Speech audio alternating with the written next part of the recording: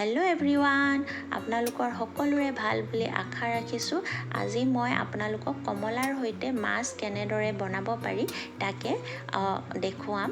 আৰু কেতিয়াবা কি হয়, আমি বহুত বেছিকৈ মাছ আনিলে মাছ থাকি যায়, মাছৰ মূৰবোৰো থাকি যায়। তাকে সেইবোৰ আমি কেনেদৰে বনাওঁ ভাবিবলগীয়া হয়। আৰু আজি তাকে মই বনাই দেখুৱাম। এয়া মই আলু লৈছোঁ, ডাঙৰ ডাঙৰকৈ কাটি লৈছোঁ, আলু 2টা লৈছোঁ, আৰু এয়া পিঁয়াজ লৈছোঁ এটা, বিলাহী 2টা, আৰু আদা নহৰু মই ইয়াত থেতেলিয়াই লৈছোঁ, আৰু লাও সৰু সৰুকৈ মই কাটি লৈছোঁ। আৰু এয়া মই কুকাৰত তেল দি দিছোঁ 2-3 চামুচৰ ওচৰা ওচৰিকৈ। কুকাৰত আচলতে মানুহে মাছ নবনায়, কিন্তু মই কুকাৰতে বনাই দেখুৱাম আপোনালোকক।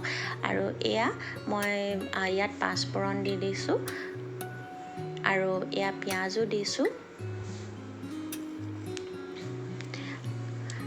আৰু এইখিনি ধুনীয়াকৈ পিঁয়াজখিনি ৰঙচুৱা হোৱালৈকে আমি ভাজি ল'ম।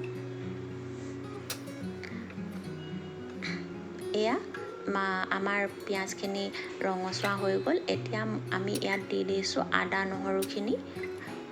নহৰুখিনিও তেনেদৰে ধুনীয়াকৈ ভাজি ল'ব। অলপ ৰঙচুৱা হোৱাৰ পিছত তাত হালধি দি দিব, আৰু ইয়াৰ পৰা ধুনীয়া এটা ফুৰফুৰীয়া গোন্ধ ওলাব, আদা নহৰু আৰু পিঁয়াজৰ যি ভজাৰ গোন্ধ।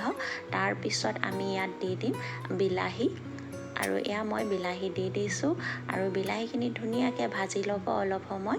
আৰু তাৰপিছত আমি ইয়াত এড কৰি দিম নিমখ সোৱাদ অনুসৰি দিব, আৰু নিমখ এইটো সময়তে দিব লাগে যাতে বিলাহীখিনি ধুনীয়াকৈ গলি যায়। আৰু এয়া মই জিৰা পাউডাৰ আৰু ধনিয়া পাউডাৰ আধা চামুচ দি দিছোঁ। বহুত বেছি মছলা মই ইয়াত ইউজ কৰা নাই। আৰু আমি 5 মিনিট সময় এয়া ঢাকি থৈছোঁ, আৰু এয়া 5 মিনিট হৈ গ'ল। এয়া বিলাহীখিনি ধুনীয়াকৈ কোমল হৈ গৈছে, আৰু আমি এতিয়া হেতাখনেৰে ধুনীয়াকৈ এইখিনি প্ৰেছ কৰি দিম। আৰু ধুনীয়াকৈ এইখিনি প্ৰেছ কৰাৰ পিছত ধুনীয়াকৈ গলি যাব এইখিনি বিলাহীখিনি।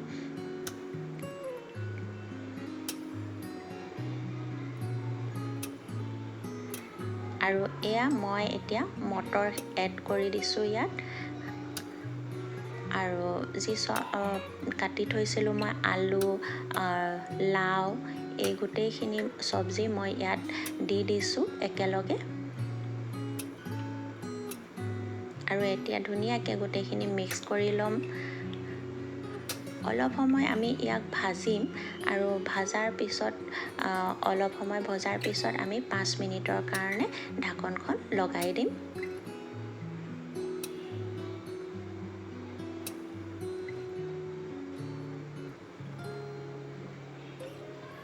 এয়া আমি ঢাকনখন লগাই দিছোঁ, 5 মিনিট আমি এনেদৰে ৰাখিম। আৰু এয়া মই কমলাখিনি ধুনীয়াকৈ গুচাই লৈছোঁ। কমলাৰ পৰা গুটিখিনি উলিয়াই ল'ব, আৰু ধুনীয়াকৈ কাটি ল'ব সৰু সৰুকৈ পিচ কৰি। আৰু এয়া আমাৰ চব্জিখিনি অলপ সময় সিজাই লৈছোঁ, আৰু এয়া সিজি গ'ল। এতিয়া অলপ একেবাৰে সিজা নাই, অলপ সিজি গ'ল। আৰু এইটো সময়তে আমি পানী এড কৰিছোঁ, গৰম পানী দিছোঁ। যিমানটো আপোনালোকক গ্ৰেভি লাগে সেইটো হিচাপতে আপোনালোকে পানীখিনি লৈ ল'ব, পানী দিব। আৰু এয়া আমি এতিয়া কমলাখিনি ইয়াত দি দিছোঁ। মই কমলা এটা লৈছোঁ, আপোনালোকেও এটা বা এফাল এনেধৰণে ল'ব পাৰে, বা 2টাও দিব পাৰে। সেইটো আপোনালোকে কিমান বনাইছে, মাছ বা চব্জিখিনি আপোনাৰ কিমান হৈছে সেইটো হিচাপত লৈ ল'ব। আৰু এইটো সময়তে গোটেই মাছৰ মূৰ আৰু যি মাছ আছিলে তাত আমি দি দিছোঁ ধুনীয়াকৈ। আৰু এয়া মোক যিমানটো গ্ৰেভি লাগে মই সিমানটো হিচাপত পানী দিছোঁ। আপোনালোকক ইয়াতকৈ বেছি লাগিলে পানী আৰু অলপ বেছি দিব। খুব বেছি পানী দিলেও বেয়া হ'ব, পাতল হ'ব জোলটো আচলতে। আৰু এয়া মই কুকাৰটো বন্ধ কৰি দিলোঁ, আৰু মই ইয়াত এটাই চিটি লগাইছোঁ। আৰু এটা চিটিতে ধুনীয়াকৈ সিজি গৈছে গোটেইখিনি, চব্জিখিনিও সিজি গৈছে, মাছখিনিতো ফ্ৰাই আছিলেই। আৰু এয়া মোৰ মাছৰ আঞ্জা তৈয়াৰ হৈ গ'ল।